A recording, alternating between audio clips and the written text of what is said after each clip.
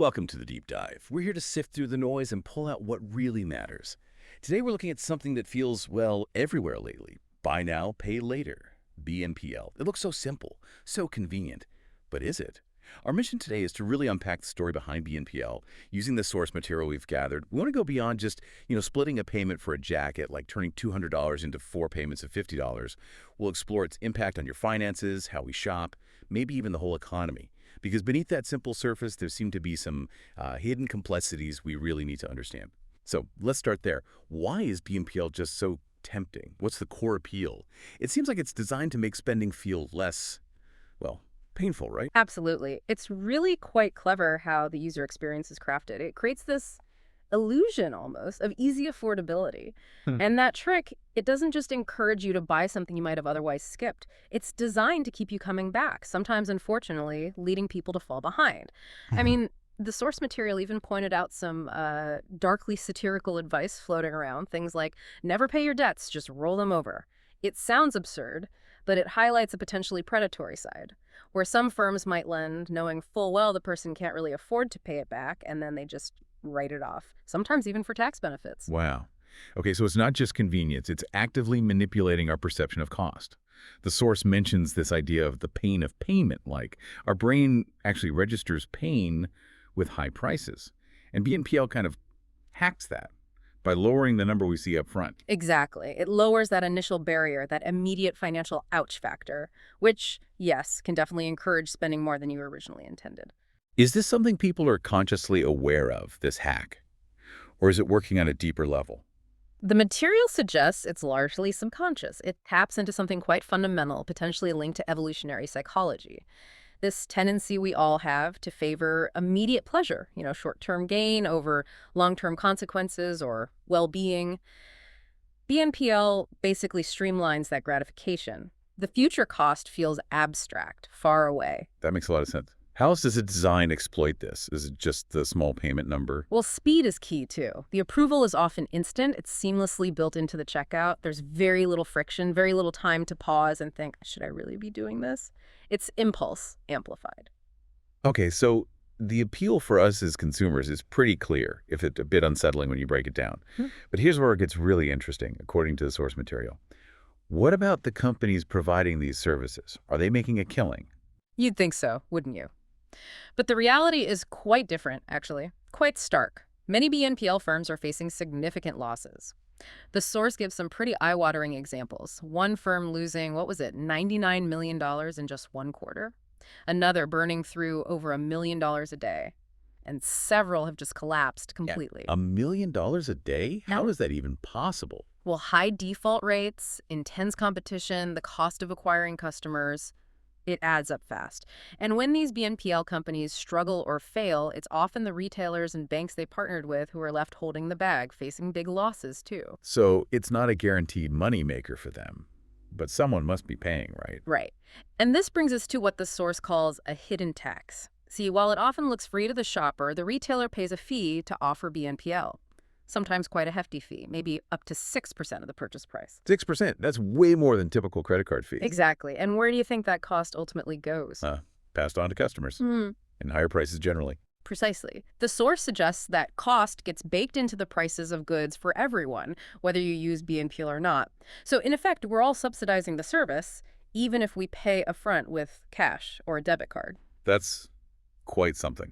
So there are company losses, hidden costs. Yeah. And you mentioned earlier how they leverage impulse buying, especially during difficult economic times, and maybe exploit a lack of financial understanding. Yes, the source does frame it almost like, well, psychological warfare in a sense. Yeah. Impulse buying increases during stress, like recessions. BNPL is perfectly positioned to capture that. And unfortunately, a lack of deep financial literacy, really understanding interest, compound effects, the risk of cascading fees makes consumers more vulnerable. Let's zoom out a bit. What does all this mean for society? How did we even get here?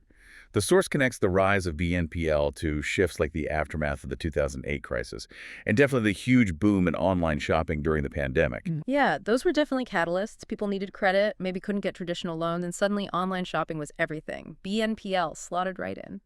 And this ties into a really provocative analogy the source uses. It suggests that widespread debt facilitated by things like BNPL can turn people into, well, Batteries. Batteries. What does that mean? It means individuals constantly drained by these recurring payments, the interest, the fees, essentially just powering the financial system, becoming less like independent actors and more like, predictable sources of revenue flow. That's a very stark image. It is, and it relates to another concept mentioned, the subscriptionification of life, where it's not just streaming services anymore. Now you can use BNPL for groceries, for everyday essentials.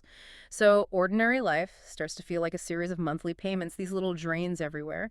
The source calls it turning life into Netflix. It adds this constant low-level financial and mental burden. And the consequences when people can't keep up are real. The source cited a figure. Something like 33% of BNPL users have missed a payment. That seems incredibly high. It is high. And a missed payment isn't just a missed payment. It often triggers a whole cascade. Right, you mentioned that before. Can you walk us through that domino effect again? Sure. So you miss the BNPL payment, you get hit with their late fee. Okay, maybe small. But if that payment attempt overdrafts your linked bank account, bang, now you've got a bank overdraft fee, which is often much larger, can't cover that immediately.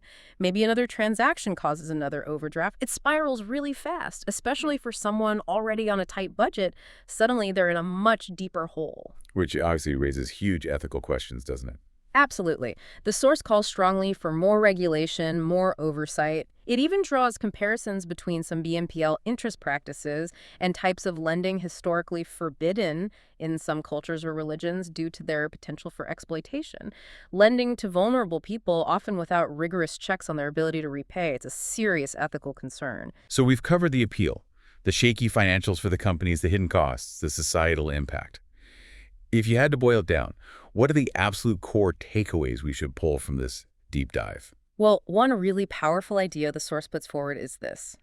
With BNPL, you are the product. Okay, unpack that. How are we the product? We're the ones buying stuff. Right. But think about who the BNPL company's real primary customer is. It's the retailer.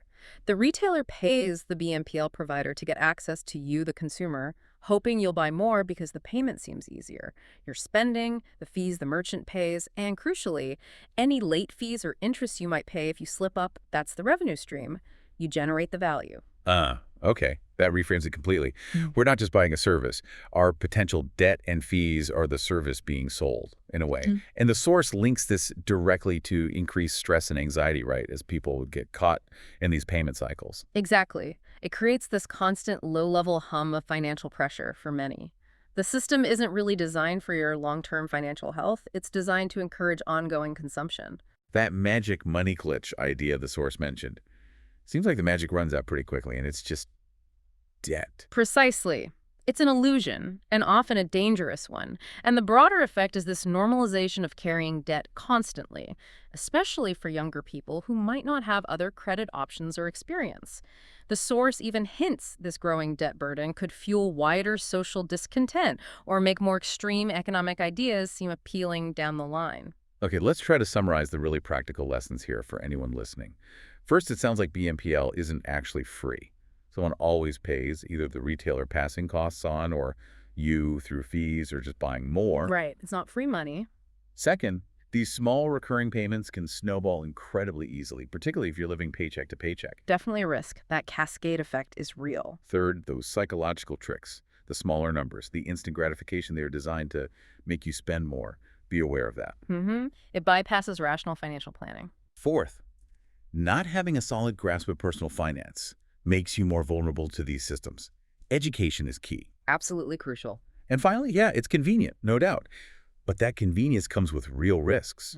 Risks to you, risks to the businesses involved, maybe even risks to the wider economy. So perhaps the final thought to leave people with, building on all this, is to really consider the true cost of that convenience. Ask yourself, how are these subtle shifts in technology, these easy payment buttons, quietly changing your fundamental relationship with money, with debt, maybe without you even noticing? A powerful question to reflect on. Thank you for joining us for this deep dive into the complex world of buy now, pay later. We hope this gives you plenty to think about.